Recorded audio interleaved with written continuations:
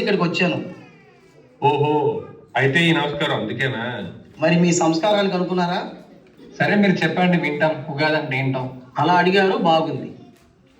ఉగాది అంటే పొద్దున్నే లేచి చలిమంట వేసుకొని పాత సామాన్లు ఏమైనా ఉంటే ఆ మంటల్లో వేసుకొని అలా ఆ చలికి వెచ్చగా చలి కాచుకొని తర్వాత మంచిగా స్నానం చేసుకొని కొత్త బట్టలు వేసుకొని ఇంటికి వచ్చిన బంధువులతో కూర్చొని చేసుకున్న పిండి వంటలు తింటూ సరదాగా కబుర్లు చెప్పుకుంటూ అలా గడిపేస్తాము.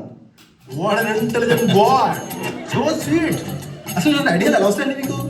అబ్బాబ్బాబ్బా, ఏం చెప్తిరి. చలి మంటలు, పిండి వంటలు సంక్రాంతికి వచ్చే భోగి పండగ చేస్తారు, ఉగాదికి కాదు. సూపర్ చేసి అది అలా చెప్పు ఆయనకి, లేకపోతే నమస్కారం సంస్కారం అని మా మనోభావం దెబ్బతీసాడు. అవునన్నా, ఇంకేంటో అన్నారు. ఓహో అదా, తల స్నానం, మంగళ స్నానం, పిండి వంటలు, పాడి బట్టలు అని ఏదో చెప్పారు. ఓహో, అయితే అది ఉగాది కాదా? నన్ను క్షమించండి. అంటే మనం బ్రైటన్లో ఉన్నాం కదా, అలా చేస్తారేమో అనుకున్నాను. నువ్వు బ్రైటన్లో ఉన్నా భారతదేశంలో ఉన్నా ఉగాది సంక్రాంతి అవ్వదు మాస్టారు. అర్థమైందిలేండి. బాగా చెప్పారన్నా. ఇన్ని చెబుతున్నారు కానీ ఉగాది అంటే ఏంటో ఎవ్వరూ చెప్పట్లేదు. నన్ను అడగండి, నేను చెప్తా.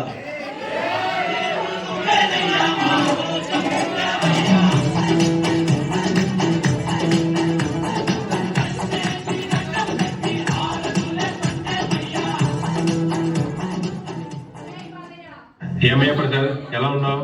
చెప్పడానికి ముందుకు వచ్చినందుకు చాలా సంతోషం, చాలా గ్రేట్ కూడా. ఎందుకన్నా అలా పొగుడుతున్నావు? ఏమీ లేదు, ఇవాళ ఉగాది పండుగ. బ్రైటన్లో ఉన్న మన తెలుగు వాళ్ళందరితో ఉగాది సెలబ్రేట్ చేసుకుందామని ఇక్కడికి వచ్చా. అసలు ఉగాది అంటే ఏంటో వీళ్ళెవ్వరూ చెప్పటంలా. నువ్వు చెప్తానే ముందుకు వచ్చావు కదా, అందుకని. ఓహో అదా సంగతి, ఇప్పుడు అర్థమైంది నాకు. ప్రసాద్కి దినేష్ ఎందుకు పొగిడాడు అనేది ఇప్పుడు అర్థమైంది. ఇక ప్రసాద్ ఉగాది అంటే ఏం చెప్తాడో వేచి చూద్దాం. నువ్వు కానీ ప్రసాద్, ఇవన్నీ పట్టించుకోకు. వాళ్ళకి ఉగాది గురించి ఏమీ తెలియదు. ఉగాది అంటే ఒక తెలుగు ధనం, ఆహా, తెలుగు వాళ్ళ గౌరవాన్ని పెంచే పండగ. అయన్నొద్దు, పాయింట్కి రా. ఆహా ఆహా, అద్భుతమైన ప్రారంభం. కానీ హలో శశీష్ భాస్కర్, చూసి నేర్చుకోండి.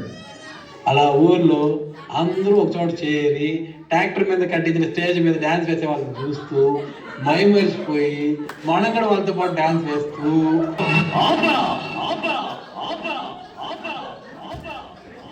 అంతకు మించి ఒక్క మాట ఎక్కువ మాట్లాడితే నీ నాలుక చీరేస్తాను. అయ్యా పెద్ద మనిషి, అది రికార్డు డ్యాన్స్ అంటారు, ఉగాది పండుగ కాదు. ఇలాంటిది ఏదో ఉంటుందని మనం ముందే అనుకున్నాం. లేకపోతే తెలుగుదనం, పచ్చదనం, తెలుగు వాళ్ళ గౌరవం అన్నప్పుడే కొట్టింది మాకు. అర్రే, అయితే ఇది ఉగాది కాదా? కాదయ్యా, టైర్ల బండ మీద వేసే డ్యాన్సులు చూసి అది పండగ అనుకోకూడదు. అయితే మరి ఉగాది అంటే ఏంటన్నా? అదే కదా ప్రసాద్, నేను మొదటి నుంచి అడిగేది.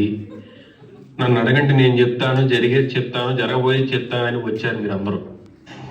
నాకు ఇప్పుడు అర్థమైంది ఉగాది అంటే ఏంటో. నేను చాలా సార్లు చేసుకున్నా ఉగాది పండుగ. చెప్పమంటావా? నిజమేనా ప్రసాద్? లేదంటే మళ్ళీ రికార్డ్ డ్యాన్సులు, ఆడియో రిలీజ్ ఫంక్షన్లు అంటావా? అయ్యో లేదన్నా, ఈసారి పక్కా చెప్తా. అయితే మొదలెట్టు. ఉగాది అంటే ఊళ్ళో అందరూ ఒక చోట గ్యాదర్ అవుతాం. అందరూ మంచి కొత్త బట్టలతో తెలియదాన్ని కనపడేలాగా ముస్తాబే వస్తారు. ఇప్పుడు దారిలోకి వచ్చినట్టున్నావు, చెప్పు. అదే అలా అందరూ పచ్చని మామిడి తోటలోకి వచ్చి కూర్చొని చక్కగా నవ్వుతూ కబుర్లు చెప్పుకుంటూ. ఆహా, ఏమైనా చెప్తున్నావా? ఇంకా వినాలనిపించేలా చెప్తున్నావు. నాకు కూడా డౌటే. మీరిద్దరు పక్కకి ఆడుకోండి కాసేపు, మీకు ఇవేం తెలిసినట్లేదు. నువ్వు కానీ ప్రసాద్. అలా కబుర్లు చెప్పుకుంటూ వాళ్ళ ఇండ్ల కాడిని తెచ్చుకున్న వంటలన్నీ ఒక చోట పెట్టుకొని షేర్ చేసుకొని తింటూ ఉగాది సెలబ్రేట్ చేసుకుంటాం. అంతే ఉగాది అంటే. ఓరని ఎంకమ్మ, వాటిని వనభోజనాలు అంటారు. ఇట్టడిదేదో అవుతుందని అన్నిసార్లు అడిగాను. మేము ముందే చెప్పాం, మీరే వినలేదు. ఇప్పుడు చూడండి ఏమైందో. ఏమైంది? అంతా బాగానే ఉంది కదా, ఎందుకు అలా అంటున్నారు?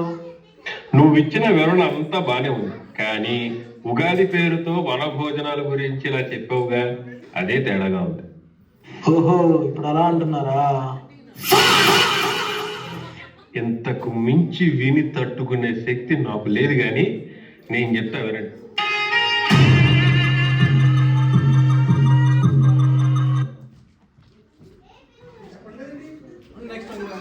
మీరందరూ బాధపడదు, పార్ట్ 2 ఉంది. వద్దంటున్నాడు సైకి చేస్తారు మీరు.